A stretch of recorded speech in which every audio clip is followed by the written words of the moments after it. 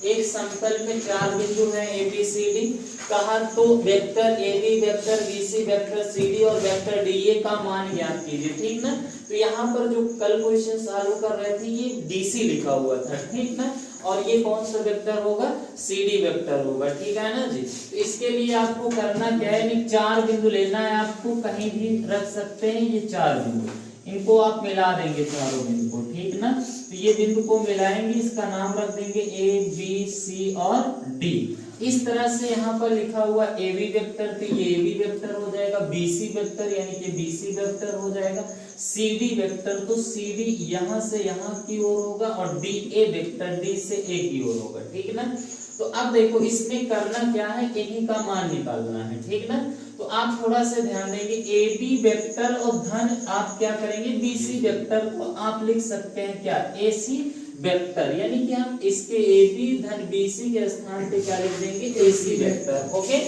फिर इसी तरह से आप इनको ध्यान से देखेंगे, ये आपका आएगा सी डी वेक्टर, सी से बी और डी से कहां तक आएगा, ए, तो ये क्या हो जाएगा, सी ए वेक्टर। ध्यान देना ये एरो से यहाँ मतलब मत रखना, ये आप त्रिभुज का नियम लगा रहे हैं, एरो का मतलब ये ऐसे ध्यान से समझेंगे, त्रिभुज के लिए जब भी आप काम करेंगे यानी कि ये त्रिभुज का है। ठीक ना। एरो यहाँ से गया, ये दो ही आपको पकड़ना होता है। ठीक ना। दो एरो एक साथ में जाना चाहिए, तो तीसरा वाला जहां से आप इसको गए थे पकड़ के, वहीं से ये तीसरा आपका अगले सिरे तक पहुंच जाता है। ठीक ना।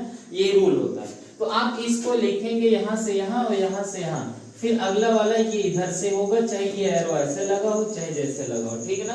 उसको बाद में आप चेंज करेंगे तो चिन्ह विपरीत बताएगा। ठीक ना। तो बस ये इतना होता है। तो देखो यहाँ से आप सी डी वेक्टर और डी ए वेक्टर को क्या लिखेंगे, सी ए वेक्टर, तो प्लस सी ए वेक्टर हो गया। अब इसको आप कन्वर्ट कर देंगे सी ए वेक्टर को, यानी ए सी वेक्टर में लिखेंगे तो माइनस ए सी वेक्टर, ये कैंसिल हुआ, जीरो हुआ। ठीक ना। ये ऐसे क्वेश्चन है, इनको जल्दी सॉल्व करें भाई। इससे कोनो प्रॉब्लम है बताए दे, हटा देंगे। ठीक, इससे कोई प्रॉब्लम होती होगी तो हटा देंगे, कोनो मतलब नहीं। हाँ सुनेंगे, देखेंगे इसमें हुआ क्या, A B C D E एक आपका क्या है, अष्टभुज है, यानी जिसके 6 भुजा होती हैं, 6 का 6 बराबर होती हैं। ठीक ना, एक याद रखें।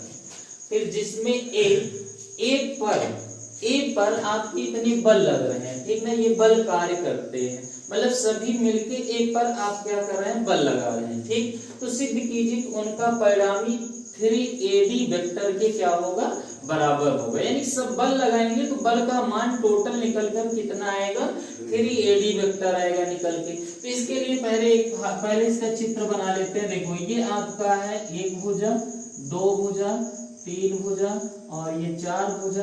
ओके, ये 5 भुजा और ये कितने हो गई, 6 भुजा। ठीक ना, ये हो गया। अब इसी का नाम रख लो A B C D E और एफ वेक्टर। ओके, तो यहाँ से जैसे दिया वैसे चित्र में रखेंगे। ए से बी वेक्टर दिया, मतलब एरो का मतलब समझते ही हैं, एरो का यानी वेक्टर का मतलब यहाँ से ये ए से बी की ओर जा रहे हैं, ए से बी की ओर।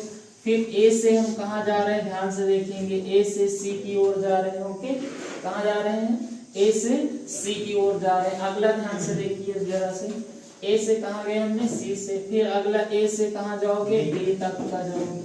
फिर अगला जाओगे ए से कहाँ तक का, ई तक का। फिर इसी तरह से ए से एफ तक का जाओगे। ये आपके एरो। ठीक ना। अब आगे ध्यान से हम इनको इस तरह से हल करेंगे, यानी सॉल्व करेंगे। यहाँ से देखो ये, यानी कि इससे हम लिख सकते हैं ए बी और धन क्या लिखेंगे, सी ए ओ बी सी, तो वो किसके इक्वल आता है, ए सी के बराबर आता है। ठीक ना। अब ए सी यानी कि इसका जो मान आएगा और इसको ऐड करेंगे तो ए डी के बराबर आता है। ठीक, और ए डी को हमें यहाँ हटाना है, पहले सबका योग लिख लिया करेंगे। ठीक है, ऐसे योग तो का है ना परिणामी वेक्टर ए बी वेक्टर और धन ए सी वेक्टर। ओके, धन ए बी वेक्टर और धन ए ई वेक्टर और उसके बाद तथा ए एफ वेक्टर, इतना है आपके यहाँ। ठीक ना जी। अब इसी को कन्वर्ट करना है। ठीक ना। अब देखो यहाँ पर ए बी वेक्टर और ए सी वेक्टर को ऐड करेंगे। ठीक है ना। तो यहाँ पर आएगा ए सी वेक्टर, तो आपका यहाँ पर लिखा हुआ है, देखो ए बी वेक्टर, ये बी वेक्टर, ये सी वेक्टर ये है, और इसी को आप यहाँ बराबर लिख देंगे किसके, देखो ये वाला ए बी वेक्टर, यानी ए बी हम बता सकते हैं यहाँ से यहाँ तक का ये है इसको आप इसके बराबर लिख सकते हैं, ध्यान देना जी, ये वाला इसके बराबर, यानी कि ए बी वेक्टर ये बराबर हो सकता है इसके ईडी वेक्टर के, ओके, ई से डी वेक्टर तक का, ठीक ना। और ये जो बीसी वेक्टर है, बीसी वेक्टर, ये बीसी बराबर हो सकता है किसके, एएफ वेक्टर के बराबर हो सकता है, ठीक ना। इसी से एक दूसरे से कन्वर्ट करते चले जाएंगे, और फिर बस ये इतना है, ये इतना आपस में बराबर होते हैं, ये इसके बराबर होता है, ठीक है ना। ओ सॉरी, ये वाला किसके बराबर होगा, ये यहाँ पर होगा ना, ये वाला एफ ई के बराबर, ये वाला इसके बराबर होता है, ठीक है ना, ठीक ना। तो यानी कि यहाँ पर हम लिख सकते हैं क्या, यानी कि यहाँ जो BC होगा, BC के स्थान पे एफ ई वेक्टर, ओके, ये बराबर हो सकते हैं, ठीक ना। इसी से कन्वर्ट करना, यानी कि सारा मान लगभग इस पे AC से कन्वर्ट कर लो, और इसका मान भी इस पे कन्वर्ट करके तब इसका त्रिभुज के योग का नियम निकाल लेंगे, ठीक ना। तो आपको पता है कि यहाँ पर हमने AC वेक्टर पाया है, ओके, क्या पाया, AC वेक्टर। AC के स्थान पे हम क्या लिख सकते हैं, ये BC वेक्टर। अगर AC धन DC करते हैं, ध्यान देना, AC धन क्या करते हैं DC, तो किसके बराबर आएगा, AD के बराबर आएगी। तो अब AC को और DC को एक साथ लिखेंगे। अब DC तुमको कहीं दिखा नहीं, तो अब देखो AC vector, AB vector, sorry AB को ऐसे आप छोड़ देंगे, AB के स्थान पे क्या रख देंगे, ED वेक्टर, E और D वेक्टर, ओके। अब AC वेक्टर ऐसे ही रहेगा। AC वेक्टर को यहाँ पर हम किसके बराबर होता है, AF के वेक्टर के बराबर। तो AF यहाँ पर है, ठीक ना, इसको यहाँ लिख लेंगे AF वेक्टर, ओके, ताकि इसे हम कन्वर्ट कर सके इतने को, ठीक ना।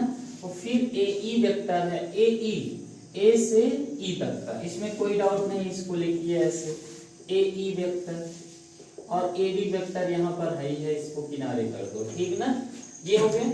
अब देखो यहाँ से ED वेक्टर, E और D वेक्टर, ये है ED वेक्टर, इसको ऐसे रहा नहीं, यहाँ पर AE एक साथ में लगा लो, AD वेक्टर धन क्या लगा लेंगे, AE वेक्टर, ओके, ये एक साथ में हो गया। अब देखो AC वेक्टर, ये हुआ AC वेक्टर, इसको AC वेक्टर लिखेंगे।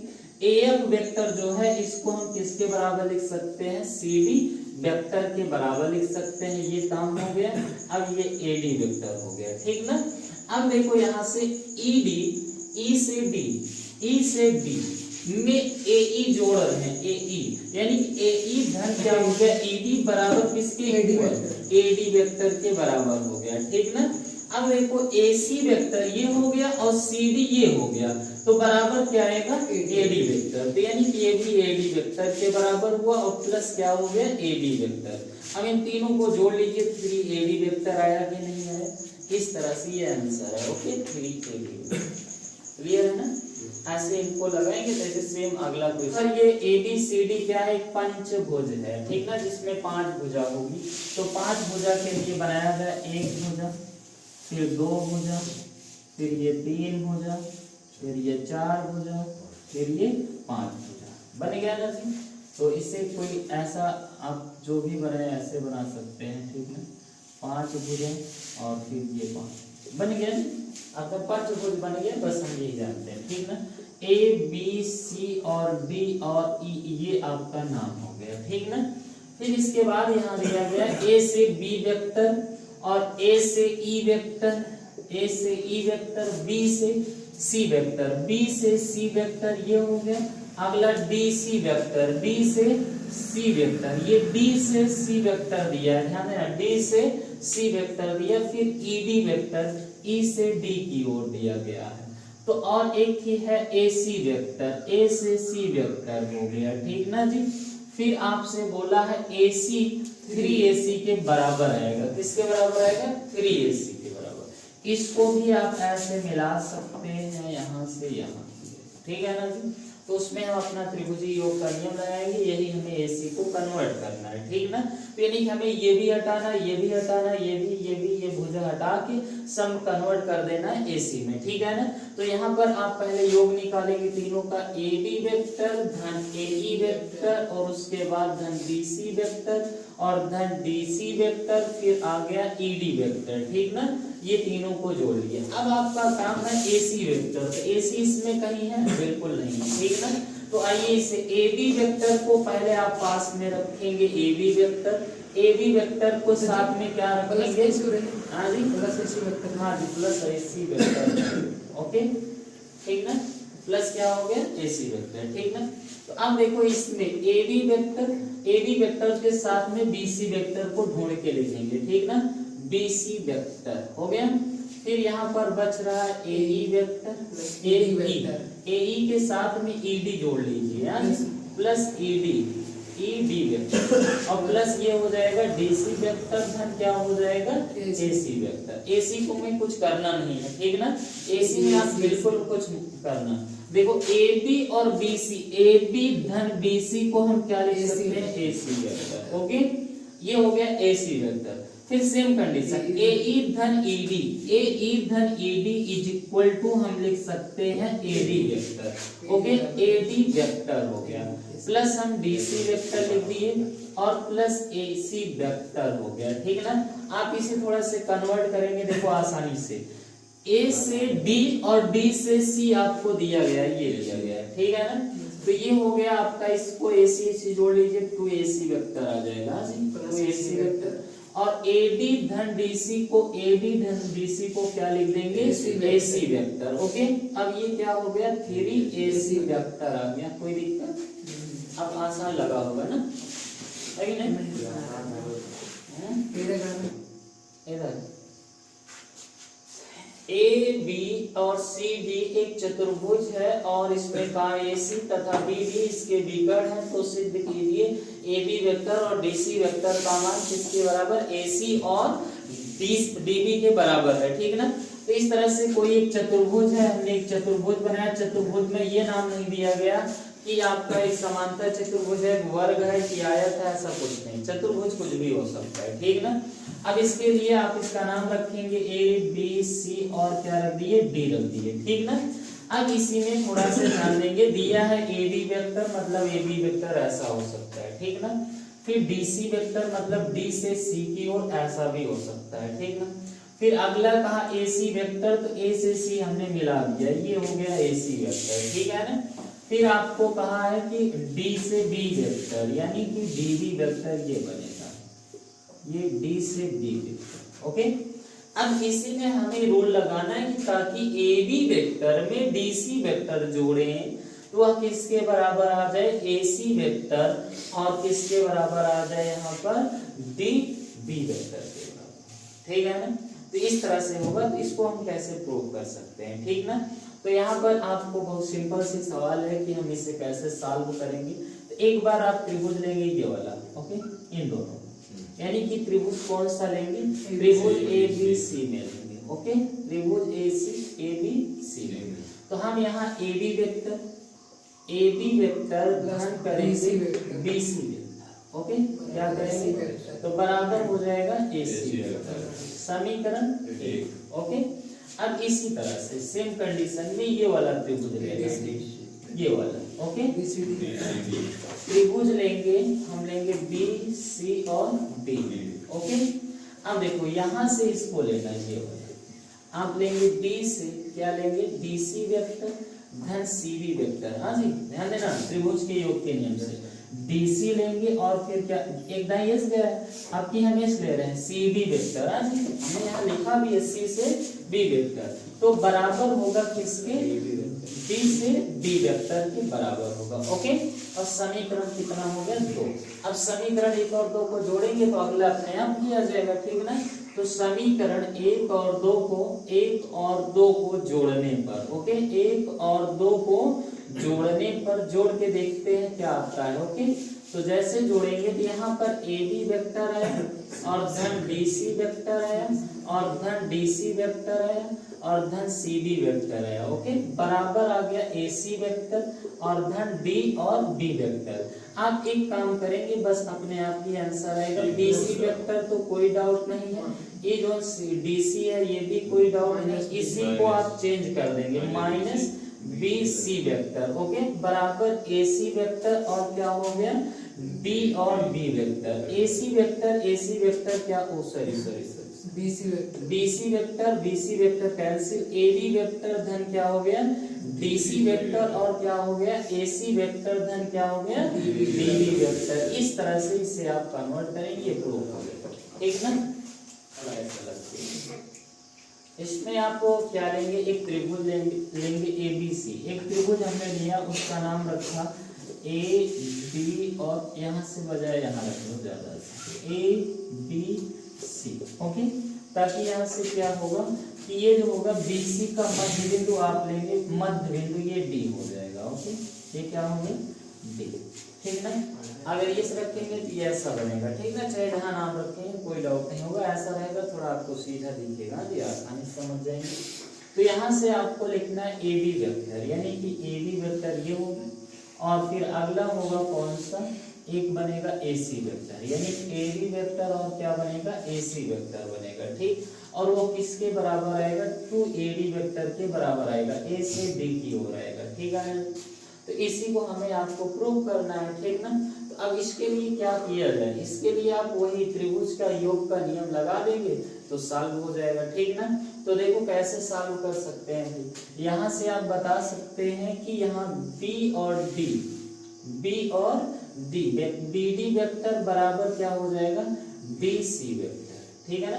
यानी कि आप पहले बता सकते हैं कि BD बराबर होगा किसके DC, ये दोनों आपस में बराबर हैं। क्यों बराबर हैं, चूंकि ये माध्यिका है, ठीक। माध्यिका होती है दो भुजाओं को आपस में बराबर बांट देती है, ठीक ना। बराबर बांटने के बाद अब आप इसको कैसे यहाँ से सॉल्व करेंगे, देखो। यानी कि अगर हम यहाँ से ले लें A से लिया जाए, A से B वेक्टर, B से कहाँ ले लें ये BD वेक्टर, ओके। ध्यान देना AB वेक्टर, तो हमारे पास AD वेक्टर के बराबर आएगा, ओके। तो देखो यहाँ पर हमने लेंगे पहले AB वेक्टर इस त्रिभुज में, ओके, इस त्रिभुज में AB वेक्टर धन हम लिखेंगे B से D vector, okay. AB vector धन क्या लिखेंगे BD वेक्टर, तो वो किसके बराबर आया, आपने देखा कि वह AD वेक्टर के बराबर आया, त्रिभुजीय योग का नियम लगा, ठीक ना। तो समीकरण क्या हो गया, 1 हो गया, ओके। अब ये इन समीकरण को लेते हैं, ठीक। अब इसको इधर से बजाय आप इधर से लीजिए, ठीक ना। क्यों, क्योंकि इधर AD लाएंगे तो ज्यादा आसान रहेगा, ठीक ना। जोड़ेंगे तुरंत 2AD बन जाएगा। तो यहाँ से AC वेक्टर, ध्यान देना AC वेक्टर, और धन यहाँ आएगा CD वेक्टर, क्या आएगा C से D vector, okay.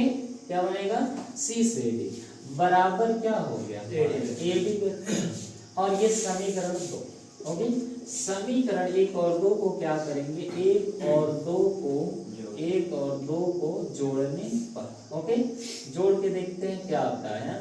AB vector धन BD वेक्टर, यहाँ से ये वाला, और प्लस AC वेक्टर, और धन क्या हो गया CD वेक्टर बराबर 2AD वेक्टर। देखो ये भी आसान है। अब AD वेक्टर में कोई डाउट नहीं, BD वेक्टर में कोई डाउट नहीं, AC वेक्टर में कोई भी प्रॉब्लम नहीं है ना। CD वेक्टर जो लिखा हुआ है CD वेक्टर, यानी कि देखो यहाँ पर पहला इसको चेंज करिए तो माइनस क्या हो जाएगा DC वेक्टर हो जाएगा, नहीं होगा, होगा ना। बराबर क्या हो जाएगा 2AD वेक्टर।